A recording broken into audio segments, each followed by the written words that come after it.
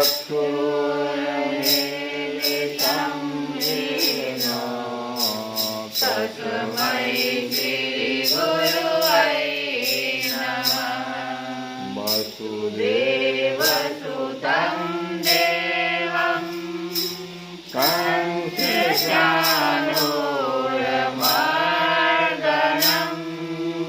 देवकी परमानन्दं कृष्णं वन्दे जगद्गुरुं।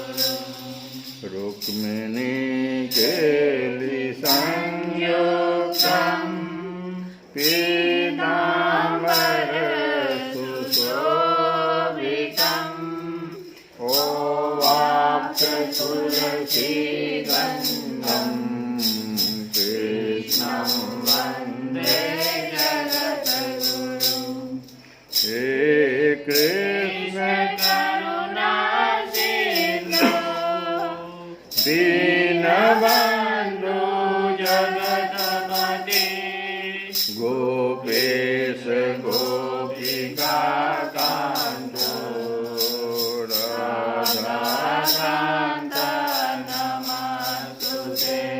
तप्त काञ्चन गौराङ्गी राधे वृन्दावनेश्वरी वृषभानुसुते देवी प्रणमामि हरिप्रिया। श्री कृष्णाय वासुदेवाय हरये परमात्मने प्रणतक्लेशनाशाय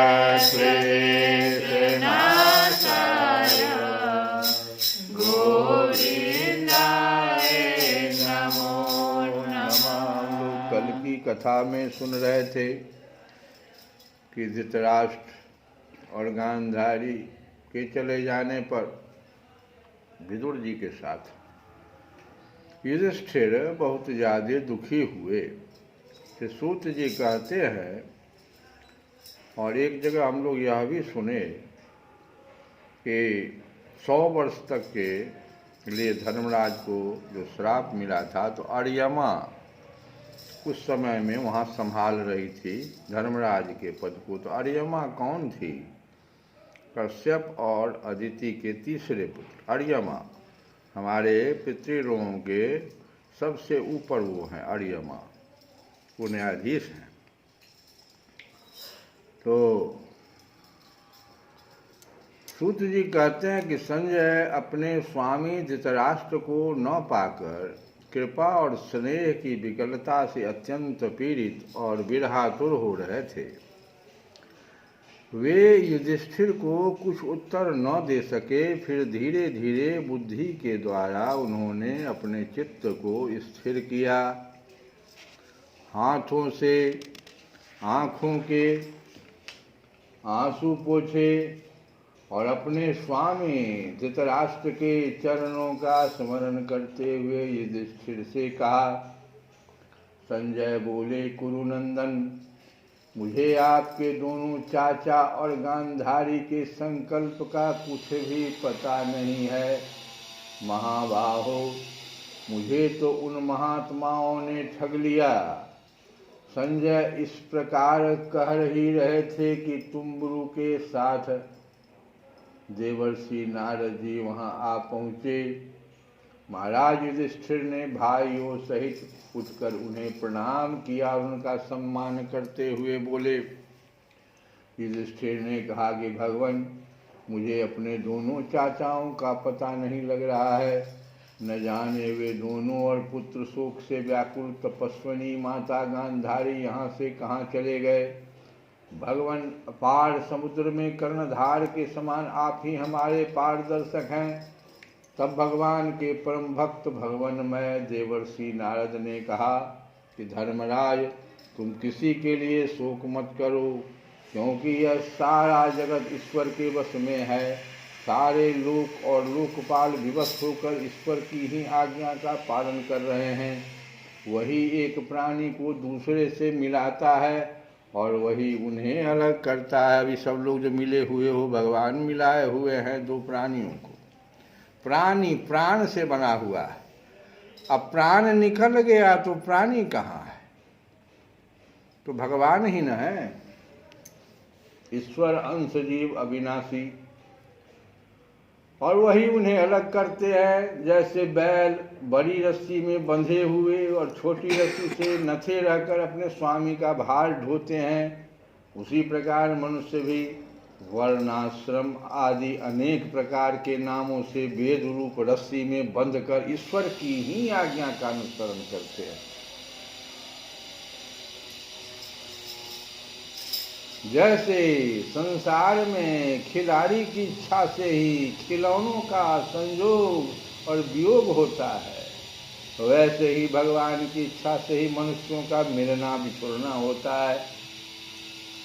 तुम लोगों को जीव रूप से नित्य मानो, या देह रूप से अनित्य, अथवा जड़ रूप से अनित्य और चैतन्य रूप से नित्य, अथवा शुद्ध ब्रह्म रूप में नित्य अनित्य कुछ भी न मानो। किसी भी अवस्था में मोहजन्य आसक्ति के अतिरिक्त वे शोक करने योग्य नहीं हैं। इसलिए धर्मराज, वे दीन दुखी चाचा चाची असहाय अवस्था में मेरे बिना कैसे रहेंगे? इस अज्ञान जन्य मन की विकलता को छोड़ दो। यह पांच भौतिक शरीर काल, कर्म और गुणों के बस में है। अजगर के मुंह में पड़े हुए पुरुष के समान यह पराधीन शरीर दूसरों की रक्षा ही क्या कर सकता है? हाथ वालों के बिना हाथ वाले, और चार पैर वाले पशुओं के बिना पैर वाले, और उनमें भी बड़े जीवों के छोटे जीव आहार होते हैं। इस प्रकार एक जीव दूसरे जीव के जीवन का कारण हो रहा है। इन समस्त रूपों में जीवों के बाहर और भीतर वही एक स्वयं प्रकाश भगवान जो संपूर्ण आत्माओं के आत्मा हैं, माया के द्वारा अनेकों प्रकार से प्रकट हो रहे हैं। तुम केवल उन्हीं को देखो। महाराज, समस्त प्राणियों को जीवन दान देने वाले वही भगवान इस समय इस पृथ्वी तल पर देवद्रोहियों का नाश करने के लिए काल रूप से अवतीर्ण हुए हैं। अब वे देवताओं का कार्य पूरा कर चुके हैं, थोड़ा सा काम और शेष है, उसी के लिए वे रुके हुए हैं। जब तक वे प्रभु यहाँ हैं तब तक तुम लोग भी उनकी प्रतीक्षा करते रहो। धर्मराज, हिमालय के दक्षिण भाग में जहाँ सप्त ऋषियों की प्रसन्नता के लिए गंगा जी ने अलग अलग 7 धाराओं के रूप में अपने को 7 भागों में विभक्त कर दिया है, जिसे सप्त स्रोत कहते हैं, वही ऋषियों के आश्रम पर धृतराष्ट्र अपनी पत्नी गांधारी और विदुर के साथ गए हैं। वहाँ वे त्रिकाल स्नान और विधि पूर्वक अग्निहोत्र करते हैं। अब उनके चित्त में किसी प्रकार की कामना नहीं है, वे केवल जल पीकर शांत चित्त से निवास करते हैं। आसन जीतकर प्राणों को बस में करके उन्होंने अपनी 6 इंद्रियों को विषयों से लौटा दिया है। भगवान की धारणा से उनके तमोगुण, रजोगुण और सत्वगुण के मल नष्ट हो गए। उन्होंने अहंकार को बुद्धि के साथ जोड़कर उसे क्षेत्रज्ञ आत्मा में लीन करके उसे भी महाकाश में घटाकाश के समान सर्वाधिष्ठान ब्रह्म में एक कर दिया है। उन्होंने अपनी समस्त इंद्रियों और मन को रोककर समस्त विषयों को बाहर से ही लौटा दिया है और माया के गुणों से होने वाले परिणामों को सर्वथा मिटा दिया है। समस्त कर्मों का संन्यास करके वे इस समय ठूंठ की तरह स्थित होकर बैठे हुए हैं, अतः तुम उनके मार्ग में विघ्न रूप मत बनना। देवर्षि नारद जी त्रिकालदर्शी हैं। वे धृतराष्ट्र के भविष्य जीवन को वर्तमान की भांति प्रत्यक्ष देखते हुए उसी रूप में वर्णन कर रहे हैं। धृतराष्ट्र पिछली रात को ही हस्तिनापुर से गए हैं, तो यह वर्णन भविष्य का ही समझना चाहिए। और आगे कह रहे हैं कि धर्मराज, आज से 5वें दिन वे अपने शरीर का परित्याग कर देंगे और वह जलकर भस्म हो जाएगा। गार्हपत्यादि अग्नियों के द्वारा पर्णकुटी के साथ अपने पति के मृतदेह को जलते देखकर बाहर खड़ी हुई साध्वी गांधारी भी पति का अनुगमन करती हुई उसी आग में प्रवेश कर जाएगी। धर्मराज विदुर जी अपने भाई का आश्चर्यमय मोक्ष देखकर, हर्षित और वियोग देखकर दुखित होते हुए वहाँ से तीर्थ सेवन के लिए चले जाएंगे। देवर्षि नारद यों कहकर तुम्बुरु के साथ स्वर्ग को चले गए और धर्मराज युधिष्ठिर ने उनके उपदेशों को हृदय में धारण करके शोक को त्याग दिया।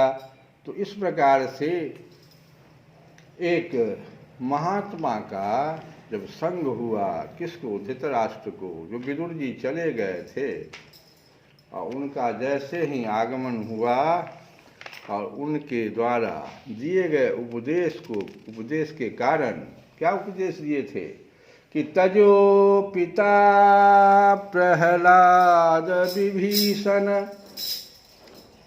विभीषण त्यागा बंधु भरत महतारी, बलि गुरु तजो कंत ब्रज बनि तने। सबको जब तज दिया अपने लोगों को तो भय मुद मंगलकारी हुआ कि नहीं हुआ? मुद मंगलकारी धृतराष्ट्र और गांधारी के लिए हुआ ना। यही तो कह रहे हैं, भय मुद मंगलकारी जाके प्रिय राम देही। अतजिए ताहि कोटि बैरी सम यद्यपि परम स्नेही जाके प्रिय राम देही। तो ये जो उपदेश दिया विदुर जी ने, ज्ञान दिया, तो उसके लिए कहते हैं कि तेरी शरण में आके मैं, क्या कह रहे हैं? धृतराष्ट्र कह रहे हैं, गांधारी कह रहे हैं, विदुर जी के प्रति कह रहे हैं कि तेरी शरण में आके मैं धन्य हो गया। तेरी शरण में आके मैं धन्य हो गया। खूब हंस के बोलो, तेरी शरण में आके मैं धन्य हो गया। जन्मों की प्यास भी जो, जन्मों की प्यास भी जो मैं संपन्न हो गया। तेरी शरण में आके मैं धन्य हो गया। तुझको अपना बना के मैं धन्य हो गया। तुझको अपना बना के मैं धन्य हो गया। विदुर जी के प्रति सोचो, कितने मिले अमीर यहाँ, कितने गरीब हैं। कितने मिले अमीर यहाँ, कितने गरीब हैं। पर आप मिल गए तो, पर आप मिल गए तो धनवान हो गया। तेरी शरण में आके मैं धन्य हो गया। जन्मों की प्यास भी जो मैं संपन्न हो गया। तेरी शरण में आके मैं धन्य हो गया। मैं धन्य हो गया। मैं धन्य हो गया। अब इतना तो कर दिया, ये कृपा और कर देना क्या? करना कभी न दूर प्रभु, भगवान से भी कर रहे हैं। करना